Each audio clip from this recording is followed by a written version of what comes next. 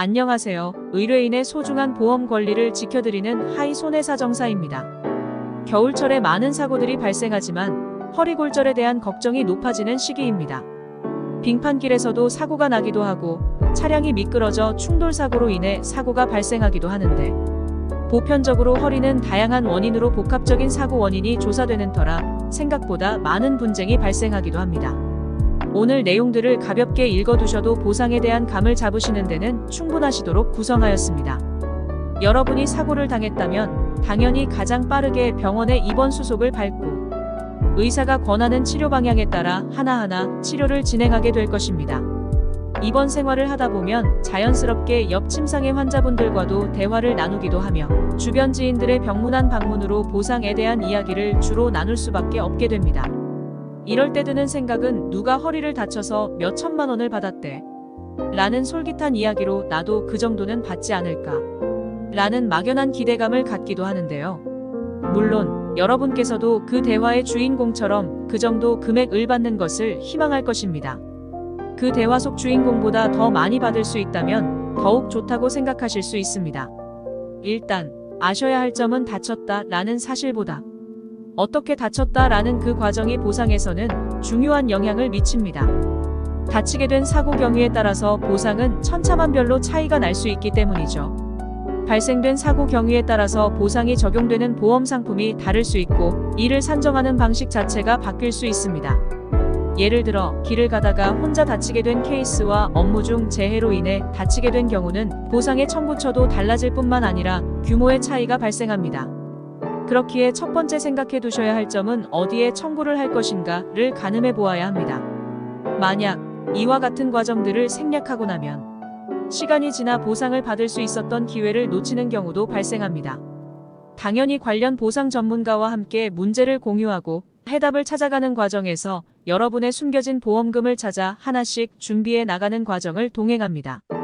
그렇기에 이런 사고 유형에서는 반드시 전문가와의 충분한 상담이 필요로 하는데요. 나 혼자 발생된 사고라고 할지라도 전문가의 도움은 반드시 필요합니다.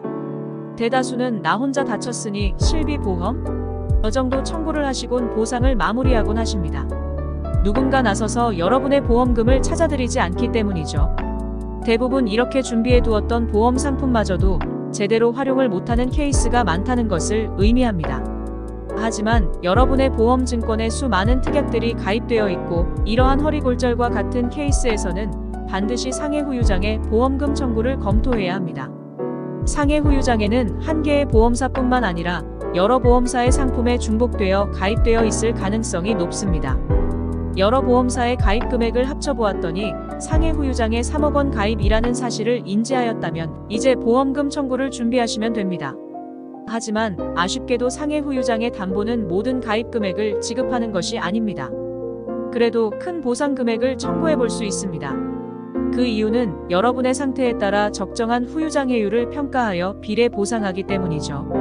척추등뼈에 심한 운동장애를 남긴 때 40%, 척추등뼈에 뚜렷한 운동장애를 남긴 때 30%, 척추등뼈에 약간의 운동장애를 남긴 때 10%, 척추등뼈에 심한 기형을 남긴 때 50%, 척추등뼈에 뚜렷한 기형을 남긴 때 30%, 척추등뼈에 약간의 기형을 남긴 때 15%. 후유장애 진단을 위해 여러분의 주치의 혹은 관련 전문의에게 요청하여 발급을 받을 수 있습니다. 장애 진단서만 발급받으면 된다고? 라고 생각하실 순 있겠으나 이 과정도 사실 순탄하지는 않습니다. 여러분께서 어떤 항목으로 어떤 후유장애 진단서가 필요한지를 명확하게 요청하셔야 적정한 평가가 이루어질 수 있습니다. 자칫 잘못된 장애 진단서를 발급받아 보험사에 청구를 하게 되면 여러분에게 불리한 작용이 될 수 있습니다. 한번 청구가 된 사실은 변함이 없기 때문이죠. 어렵사리 이런 과정을 통해 척추에 뚜렷한 기형 장애를 진단받았다고 가정하면 보험 가입 금액 3억 원 후유장애율 30% 보험금 청구 금액 9억만 원 이라는 고액 보험금을 청구할 수 있습니다. 이처럼 상당히 고액 보험금에 속하는 후유장애 보험금은 현장 심사 과정도 매우 까다롭기로 유명합니다.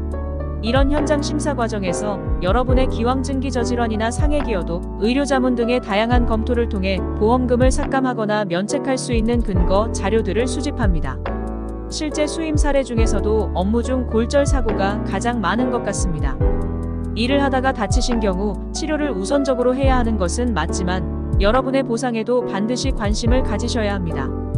회사가 알아서 해주겠거니, 공단에서 알아서 잘 챙겨주겠거니, 이런 것들은 세상에 없습니다.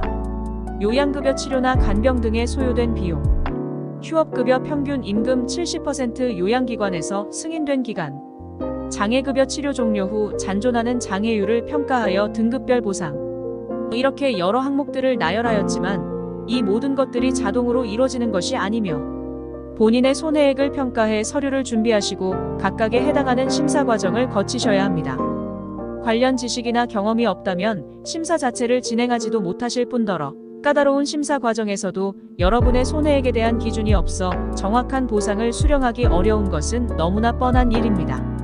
단독사고, 업무 중사고 등에 대해 말씀드렸습니다. 이제 마지막으론 가해자가 있는 사고입니다. 즉, 상대방 보험사로부터 배상 책임에 해당하는 영역입니다. 대표적으로 교통사고가 이에 해당하며 차량으로 인한 사고 외에도 일상생활 중에 영업장에서 특정 시설을 이용하다 등등 다양한 이유로 상대방이 가해자가 될 수 있으며 이러한 민사적 책임을 다하기 위해 대부분 배상책임보험을 가입해두고 있습니다. 1차적으로 배상책임보험을 진행하기 위해선 배상 주체를 명확히 하셔야 하며 상대방으로부터 배상책임보험 접수를 요청한 뒤부터 시작이 됩니다. 배상책임보험을 통해 다양한 보험금을 청구할 수 있습니다. 병원비, 휴업손해액, 위자료, 일실수익 후유장애, 기타 손해액, 이 항목들은 정확히 얼마씩 정해진 금액을 드리는 것이 아니기 때문에 여러분의 손해액을 어떻게 입증을 하느냐에 따라 보험금은 달라질 수 있습니다. 특히 평가하는 주체에 따라서도 금액이 천차만별로 달라지기 때문에 반드시 전문가의 조언과 조력이 필요합니다. 보상을 위한 발걸음은 매우 힘든 과정인 것은 틀림없습니다. 하지만 이러한 과정들을 그냥 물 흐르듯 넘어만 가신다면 결코 여러분의 권리를 지켜드릴 수 없습니다. 반드시 보험회사와 최종적인 결론을 내리기 전에 혹은 사고가 발생한 직후에 전문가의 조언을 받아보세요. 단 5분의 통화만으로도 여러분에게 충분한 도움이 될 수 있습니다. 전주 하이손해사정사는 관련 유사 사례에서 우수한 실적뿐만 아니라 즉각적인 조언이 가능한 시스템이 갖추어져 있습니다. 국내 유명 메이저 보험사 10년 이상 보상 실무진 구성, 독립손해사정사, 10년 이상의 수임 경력을 토대로 다양한 사례에 즉각적인 대응이 가능하며 의뢰인의 보험금이 원만하게 지급되실 수 있도록 다양한 전문 근거 자료, 전문 의견서 등을 활용해 종합적인 손해사정 서비스를 제공합니다. 보상으로 어려운 일이 있으시거나 힘든 과정에 있으시다면 부담 없이 전화 주셔서 물어보세요. 간단한 조언만 받으셔도 상황이 좋아질 수 있습니다. 전국 손해사정 무료 상담, 하이손해사정, 대표 손해사정사 박영재, 010-9992-3770